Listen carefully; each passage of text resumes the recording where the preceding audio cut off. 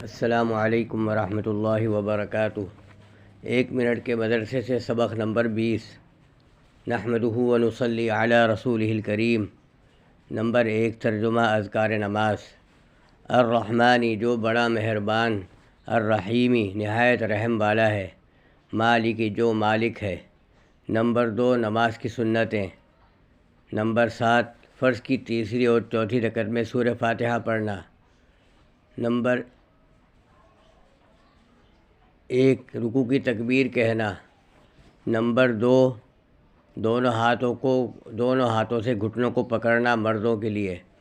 Number 3، بڑے بڑے گناہ جو بغیر توبہ کے معاف نہیں ہوتے۔ ایک گناہ بھی اوپر سے نیچے گرا دینے یعنی جنت سے جہنم میں لے جانے کے لیے کافی ہے، مگر اللہ تعالیٰ جس پر فضل فرمائے۔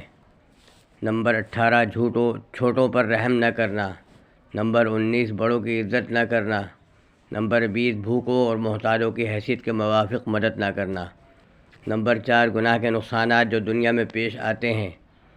نمبر 18، گناہ گار شخص فرشتوں کی دعا سے محروم ہو جاتا ہے، جیسا کہ قرآن پاک میں ہے کہ فرشتے ان مومنوں کے لیے دعائے مغفرت کرتے ہیں جو اللہ کی بتائی ہوئی راہ پر چلتے ہیں۔ پس جس نے گناہ کر کے وہ راہ چھوڑ دی، وہ اس دولت کا کہاں مستحق رہا۔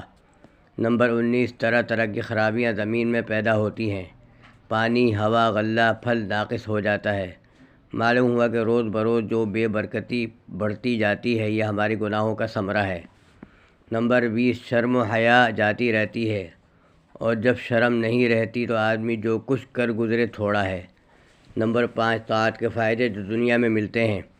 نمبر 18، بعض مالی عبادات سے اللہ تعالیٰ کا غصہ بجھتا ہے، بری حالت پر موت نہیں آتی۔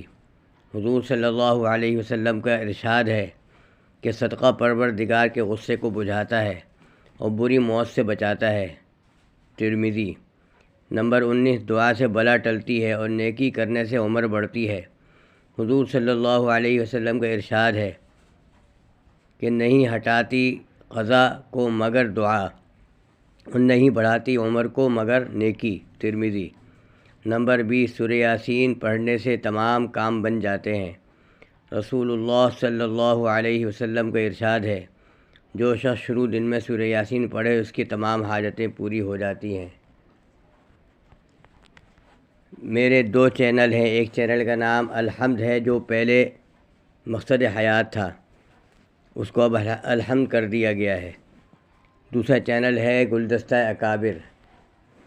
دونوں چینلوں کو سبسکرائب کریں، دونوں کے اندر آپ کو دینی معلومات ہوگی، اور دوستوں کے ساتھ شیئر کریں۔ اگر پسند آئے تو اس کو میں کمنٹ ضرور کریں۔